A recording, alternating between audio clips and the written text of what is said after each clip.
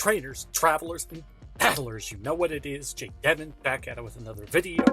If you didn't, well, I guess you don't need to guess it because you probably already know. In this video, we're going to be featuring a little bit of Murkrow. So it wasn't used by me. I haven't really.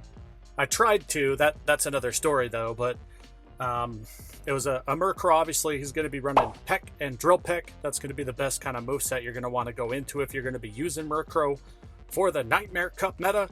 I feel like it's kind of a cheese play to use a Murkrow. You know, some people might not see it coming. That's the same way I try and cheese some people with Tyranitar. Obviously, Tyranitar is not amazing. It's not terrible either. It can be good in certain matchups, but it's really not amazing either, unfortunately.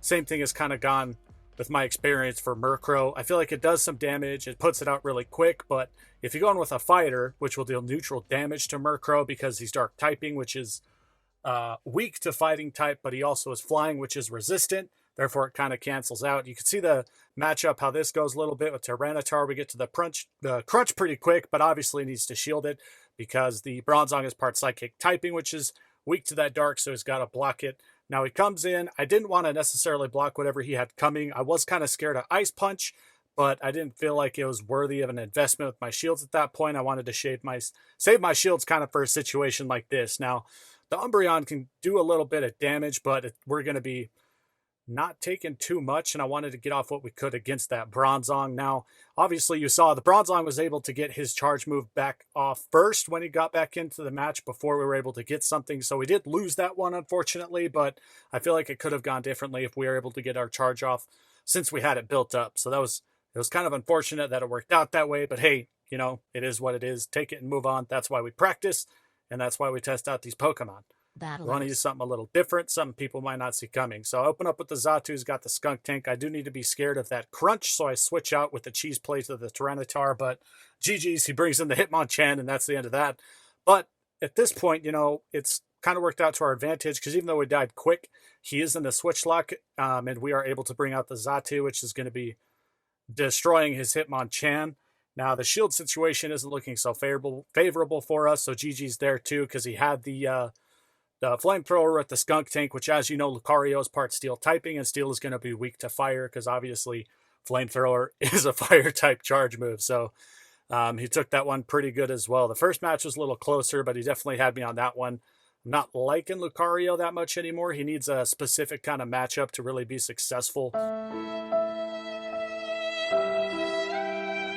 I mean, I feel like he fares better against a Pokemon matchup like this, you know, against Drapion, because Drapion's not going to, it'll bring out the charge moves pretty quick, but as far as its quick move, it doesn't really have anything to bring to the table in a matchup against Lucario. This is a terrible matchup for us. We had to switch out to the Spiritomb because the Hitmonchan was going to be the end of us, and Spiritomb has the positive match against Bronzong because we have Dark and Ghost type moves, obviously, and Bronzong is Psychic, weak to both.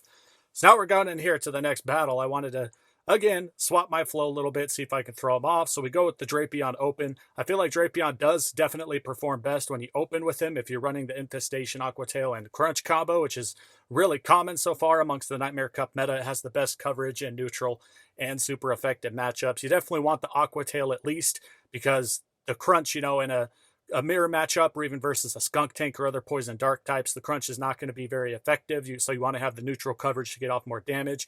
Bring in the Toxicroak, that was bad news for him, but he brings in this Jinx, which I did not see that coming. That was pretty interesting. Obviously, it did a lot of damage pretty quick, but it wasn't really able to last long because Jinx is so glassy. As you know, it has very low defense and HP respectively, but it does have a higher attack stat as its base stat, just as Jinx is as a Pokemon, so it's able to get rid of us pretty quick.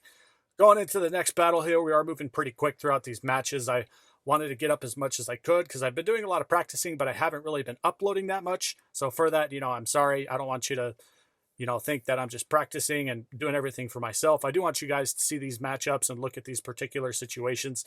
I'm really starting to like Alolan Raticate a lot. He has a lot of good matchups. Obviously, he's going to lose hard to the fighting, just like Tyranitar does, because fighting is super effective to normal types and dark types, which, if you don't already know, Alolan Raticate is both. So he is also going to be, 256% damage he'll be taking from a fighting type. Now, as you saw, we were able to close the match and take it with Shiftry. at this point, I'm not really liking Shiftry so much. I feel like he loses a lot. One, against the fighting types, obviously, because he's part dark type, but also against those poison jab users, because they're also super effective, while the Razor Leaf isn't very effective to them. He is very good. Maybe I'm, using it wrong. So if I am, please, comment below, let me know what I can do better. Now, here you can see he opens up with the Murkrow. I know he's going to have Peck and Drill Peck, which is going to be super effective to Shiftry, because Shiftry is grass typing and flying. They're both flying type moves, which are super effective to it. But look how much damage he was able to put out with that. That's not even super effective to Bronzong. I don't even think it's neutral. Correct me if I'm wrong. The Steel type should be resisting flying type. I don't know. I'll have to check that here in a minute, see if I'm right. But he does have the Hitmonchan. This is kind of favorable for us because Toxicroak is part poison type, which is going to be resisting fighting type moves. So we can deal neutral damage to him while we're going to be resisting his counters and his power-up punches potentially, if that's what he's running. But he brings back in the Skunk Tank, and it's looking like GG's for us. This is not going to be looking so well, because he's going to be able... I don't know if he used a Crunch right there, but he should be having Flamethrower.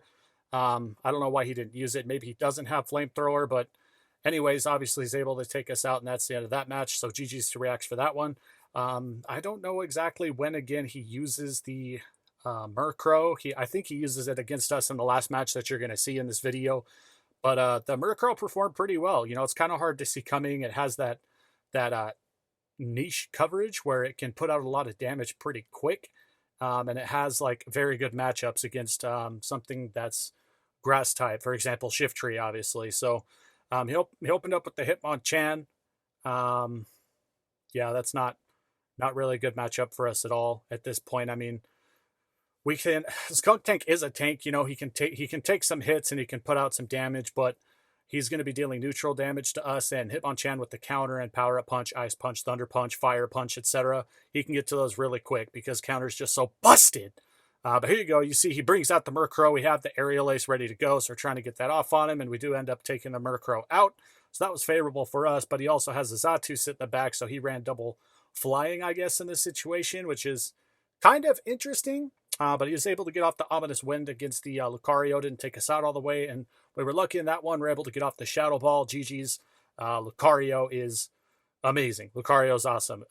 Not so much in a lot of matchups, but in niche situations like that, like you saw, if you get lucky and it's kind of a good matchup and you have the Shadow Ball coverage, then it can definitely be very clutch. Like you can't really argue against that, but I also don't want to go out and say Lucario is a must-have on your team. I might have in a previous video, but with how much I've tested with Lucario at this point, I feel like I lose, unfortunately. I do lose more often when I do use Lucario. It's just, he needs the specific matchup to bring in the win. That's my feelings on it so far.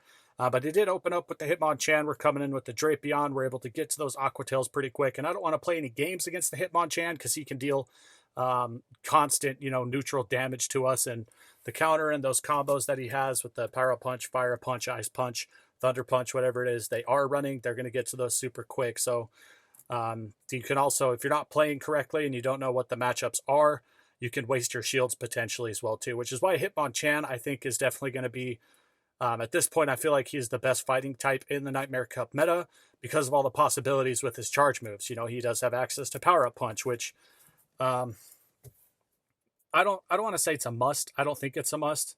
I switched mine to have Power Up Punch, but I previously had Fire Punch and Thunder Punch, and I just wanted Power Up Punch because I feel like Thunder Punch was giving me all the coverage I needed against Poliwrath and the flying types like Xatu there. So here he has the Murkrow again. The thing is nuts. It does so much damage so quick, but obviously we're able to take the win on that. So GG's to Reacts. Thank you for using different Pokemon like that. It was fun to see and it's interesting to learn those matchups. But that's pretty much it. This was kind of a quick-paced video. I know there's a lot loaded into that. We're not really doing a themed on a specific Pokemon. I guess we are going to feature Murkrow in this matchup, but there wasn't anything super special going on in the video. So I want to know if you guys want to see any specific Pokemon covered in these videos for these metas or even for battles in general in Great League, Ultra League, Master League. Just let me know in the comments below. Even if you want to see different leagues and stuff that's just not, Silph Cup themed, I'm totally open to that. I definitely just like doing the Silph Cup themes because it's reliable. People like it. I like it, but it is what it is. Anyways, that's pretty much it. So GG's to the battles and GG's to the video because it's over. Please subscribe if you feel my vibe. Most importantly, you please make sure that you have a good freaking day.